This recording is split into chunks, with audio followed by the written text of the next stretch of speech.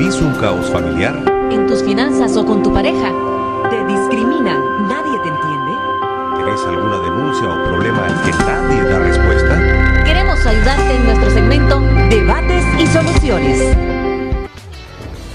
Gracias, Odilio Vargas. Así es, seguimos con más en nuestro segmento de Debates y Soluciones. Vamos a conversar un poco acerca de los últimos acontecimientos en materia política que han ocurrido en nuestro país, y es que ya muchos consideran el hecho de que hubo una reunión entre empresarios y el gobierno y tuvo como testigos a autoridades de la Iglesia Católica como un prediálogo y un buen augurio de cara al reinicio de un diálogo nacional. Vamos a hablar de ese tema con dos expertos, y el primero es el doctor Francisco Aguirre Sacasa, ex canciller de la República, que nos acompaña vía Skype desde Washington. Adelante, ex canciller, un placer que esté con nosotros. Bienvenido a Acción 10 en la mañana. Desde allá, un abrazo para nosotros y un abrazo recíproco de nosotros hacia usted. Queremos conocer su opinión respecto a esto. ¿Realmente se puede considerar un buen augurio este inicio de un prediálogo a juicio de muchos expertos? Adelante, le escuchamos. Buenos días, Jocelyn, para vos y para todos los televidentes del Canal 10. Efectivamente, te puedo confirmar que hubo esa reunión el fin de semana pasada. Llegaron 5 empresarios grandes, la mayoría de ellos banqueros. Se reunieron, como vos dijiste, en el Carmen con el presidente y la vicepresidente, y también fueron invitados a la reunión el cardenal Brenes y además el nuncio apostólico. Ahora, ese fue un preámbulo a un eventual diálogo, ¿verdad? Entiendo yo que en este momento se están formando los equipos que van a representar a, llamémoslo así, a la oposición. Se está hablando de un diálogo muy diferente, Jocelyn, al que se celebró a mediados del año pasado, ¿verdad? Cuando estaba iniciando la Vía Crucis, pues, por la cual ha pasado Nicaragua. En este caso el número va a ser más reducido de participantes, va a ser en privado el diálogo. Y la idea es tratar de sacar a Nicaragua de la crisis severa socioeconómica y hasta humanitaria que está viviendo en nuestro país. Solo para darte alguna idea de lo magno que es la crisis económica, Jocelyn, el año pasado, después de tener 10 años en que estaba creciendo Nicaragua entre un 4,5 y 5%, tuvimos una contracción de alrededor del 5%. Y de no resolver los problemas políticos que nuestro país enfrenta, todos los pronósticos, lo más optimistas diría yo, son de que este año habrá una contracción adicional de hasta un 10%. Es decir, vamos rumbo a Venezuela, tenemos un presupuesto que está desfinanciado, el gobierno pretendió emitir bonos en euros y dólares y no pudo colocar nada, las reservas del país están mermándose y finalmente el sistema financiero, incluyendo la bolsa de valores, está fuertemente debilitada. No hay un momento que perder, Jocelyn. Yo creo que hay un reconocimiento de que hay que moverse rápidamente porque para mediados de este año podríamos encontrarnos en una situación verdaderamente fatal, con daños permanentes que serían muy difíciles de revertir en el futuro. Doctor Aguirre Sacasa, se planea que hoy va a ser planteada nuevamente para un proceso de discusión la propuesta de reforma fiscal y que prácticamente es un hecho que se va a aprobar. ¿Cómo esto vendría a agravar la situación o como según dicen los diputados a favor de la bancada del Frente Sandinista que representan a esta bancada, va a mejorar la situación económica del país porque es el momento, porque sencillamente tienen que recuperar ese déficit presupuestario? Mira, Jocelyn, yo lo que entiendo de esa reforma, o mal llamada reforma, porque para mí la palabra reforma tiene una connotación positiva. El objetivo de esto es recaudar más, cuando lo que debería estar haciendo el gobierno es recortando gastos de una manera importante y no pretendiendo sacarle oxígeno al sector privado, que finalmente es el motor de la economía. Mira, aquí se han perdido miles de empleos en Nicaragua. Hay sectores como el de turismo que han perdido el 80% de su actividad.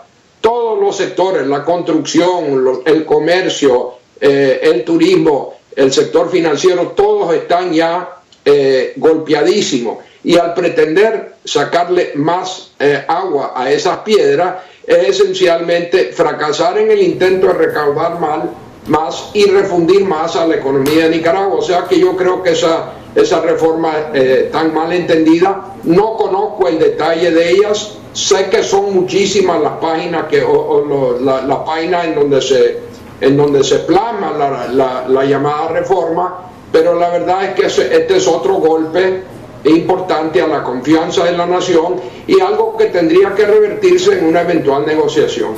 Ahora, doctor Francisco Aguirre Sacasa, lo que recientemente, el día de ayer casualmente, dijo el presidente de los Estados Unidos, Donald Trump, él fue enfático, dijo que va a democratizar, luego de la caída del presidente Maduro en Venezuela, dijo que va a democratizar naciones como Nicaragua, como Cuba. ¿Qué opinión le merece esto a usted? ¿Es un comentario acertado? ¿Es una realidad que el presidente Trump vaya a hacer esto? ¿Qué tantas facultades, qué tanto poder tiene Trump y sus allegados para poder llevar a cabo esto que para muchos es una amenaza, para otros una realidad que necesitan estos países?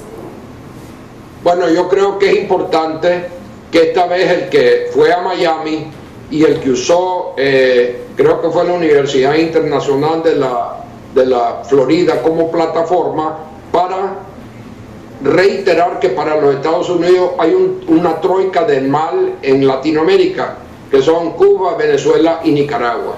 Y mencionó en varias ocasiones durante su discurso el presidente Trump a Nicaragua. La retórica muy dura está ligada íntimamente al intento norteamericano de brindarle ayuda humanitaria a Venezuela, al intento norteamericano de asegurarse pues que Maduro renuncie a su cargo y que reconozca a la presidencia del señor Guaidó, que por cierto ya ha sido reconocido por casi 50 países, incluyendo muchos, la mayoría del hemisferio. Y hay un portaaviones norteamericano, el Abraham Lincoln, que está navegando en el Caribe en este momento, acompañado de 6 naves adicionales. Entonces la situación está muy delicada en Venezuela. Y lo que le pasa a Venezuela tendrá obviamente repercusiones en Nicaragua. Cuando la economía venezolana se desbarató totalmente por el mal manejo de Nicolás Maduro y del socialismo del siglo XXI, nosotros fuimos impactados inmediatamente. Ese chorro de 500 millones de dólares que recibíamos anualmente como donación, dentro de comillas, de Hugo Chávez, prácticamente se ha secado a cero. O sea que yo llamo a Nicaragua y Venezuela como una suerte de gemelos siameses, ¿verdad? Y lo que le pasa a Venezuela tiene repercusiones en nosotros. Claro, en este momento el país que está absorbiendo la mayor atención en los Estados Unidos es Venezuela, pero Nicaragua, te repito, fue mencionado 3 o 4 veces por el señor Trump, y ya no está hablando solo el secretario de Estado Pompeo o el señor Bolton, el asesor de seguridad nacional, sino que el propio presidente Trump. Y él dijo textualmente, los días del socialismo están contados en Venezuela, Nicaragua y Cuba. ¿Qué es lo malo acá, el socialismo o el socialismo del siglo XXI, como usted lo mencionaba? También los eurodiputados en meses anteriores decían, no hay socialismo sin democracia, deberíamos de tener un socialismo con democracia. Quisiéramos contextualizar estos 3 términos con usted para que nos ayude a entender este fenómeno y lo que diferentes sectores han dicho al respecto de un socialismo. Bueno, para Donald Trump este tema, el socialismo, tiene una trascendencia en el discurso político interno norteamericano, porque Trump ha aprovechado el hecho de que algunos de los nuevos diputados demócratas, incluyendo Alejandra Ocasio-Cortez de Nueva York, han dicho que son abiertamente socialistas. En los Estados Unidos, que es un país que tiene toda una trayectoria de economía de mercado, el socialismo es muy mal visto. O sea que para Trump hay réditos políticos cuando él ataca al socialismo en los Estados Unidos. Ahora, el socialismo del siglo XXI yo nunca lo entendí. Pero sí soy una de esas personas que considera, Jocelyn, que el socialismo es un sistema económico que no ha funcionado en ninguna parte. Por ejemplo, te voy a dar 2 o 3 ejemplos. La economía de Alemania Oriental, antes que se destruyó el muro de Berlín, era una economía que estaba totalmente destruida por su gobierno socialista, mientras que Alemania Occidental, lo que se llama la República Federal Alemana, tenía una de las economías más robustas del mundo. En la península de Corea, Corea del Norte con el socialismo fracasada, Corea del Sur con la economía de mercado, el capitalismo que algunos llaman uno de los países más dinámicos del mundo, y China cuando se aplicaban las reglas del juego del socialismo a esa economía, convertido en un país gigante pero entre los más pobres del mundo. Ahora que tiene 25 años de estar con una economía de mercado, se ha convertido en una de las dos grandes economías del mundo, empatada con los Estados Unidos prácticamente. O sea que el laboratorio de la experiencia mundial nos enseña que el socialismo como sistema económico no funciona.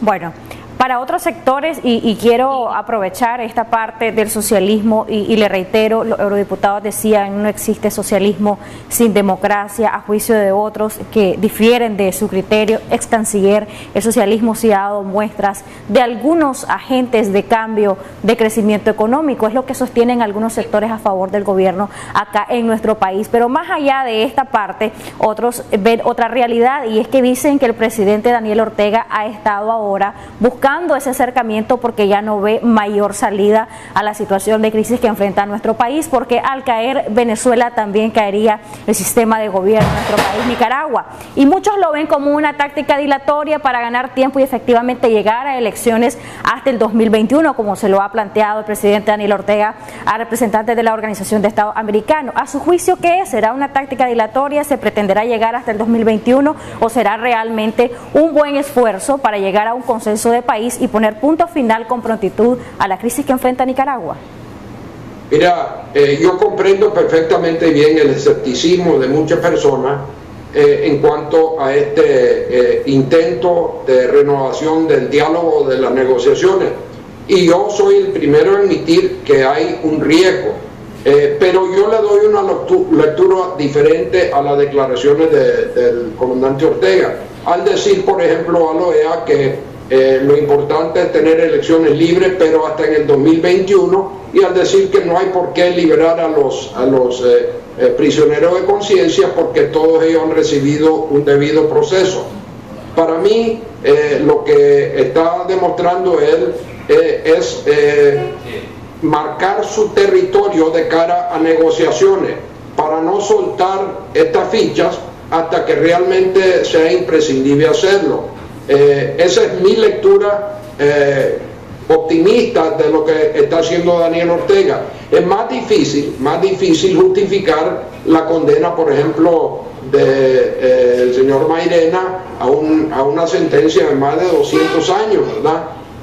Yo creo que aquí, para que estas negociaciones sean exitosas, tiene que haber pragmatismo, realismo, visión de nación y buena fe. Y para mí una manera de mostrar esa buena fe para el Carmen es justamente poniendo en libertad a aquellas personas que tienen encarceladas en este momento. Pero el gran desafío que van a tener los negociadores de la oposición es lograr imponerse en estas negociaciones en el sentido de encaminar Nicaragua de nuevo a una democracia representativa con libertad de prensa, con una economía en franca recuperación, con elecciones en el futuro libres y transparentes y observadas.